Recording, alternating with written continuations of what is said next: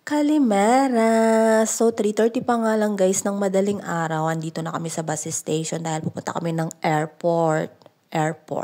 So, ito yung bus papuntang airport guys. Ayan, ang dami nilang mga bagahe. So, today, pupunta tayo ng Hungary. Ayan si Dudong at wala pang tulog. At ayan naman si Inday, super excited na para bang hindi na stress doon sa counter. So guys, super stress kami guys. Umpisa pa lang ang aga-aga dahil yung nag-a-assist sa amin pagka-sungit-sungit.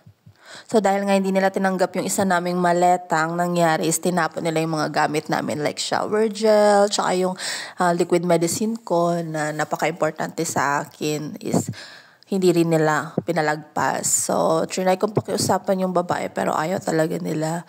So, Ryanair ba tawag dito? Ryanair, ingat kayo pag nag-book kayo dito dahil super higpit sila. So, very strict sila sa maleta kung ano lang yung size na requirements nila sa airport, yun lang.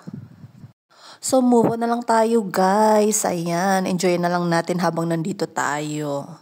Ayaw naman namin sirain yung travel namin dahil lang sa shower gel. So, bibili na lang tayo ulit dito, guys. So, ayan, sa sobrang pagod nga, nakatulog kami agad.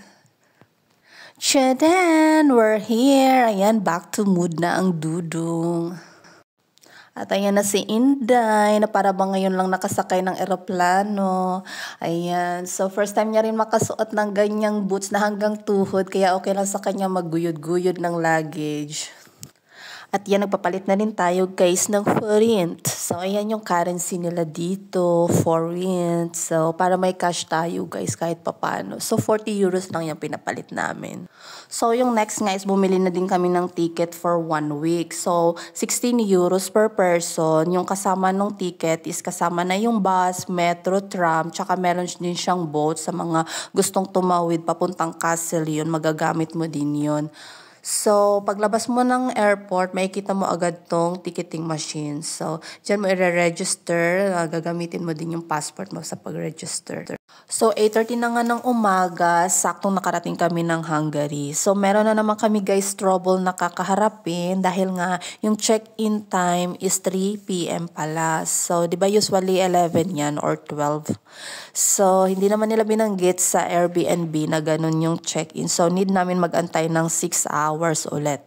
So, nagstay na lang kami dito sa pinakamalaking mall pero dahil wala na nga akong powers mag-video. So, hindi na ako nag-video. So, ayan, stay positive pa rin kami. So, enjoy na lang natin yung view na kahit medyo malungkot. Tingnan nyo yung weather, hindi nakikisama pati. So, kasi nga winter na, so ganyan. Medyo makulimlim that time nung dumating kami dito. So, pangalawang visit na namin to guys sa Hungary. Yung unang visit namin is 2 nights lang kami nagstay. So, hindi siya sulit. So, hindi namin naikot lahat ng mga papasyalan namin. So, ang plan talaga is Spain. So, mukhang nagsisisi na kami na hindi kami tumuloy ng Spain. So, sobrang excited kasi nakasawa ko na book niya agad kasi naalala niya nga na gusto ko ulit bumalik dito. So, parang ngayon, parang sana pala nag-Spain na lang kami, char. So, bawi na lang tayo guys sa next life. Sa next season. So, mag-work muna tayo ulit para makapag-travel na naman tayo ulit.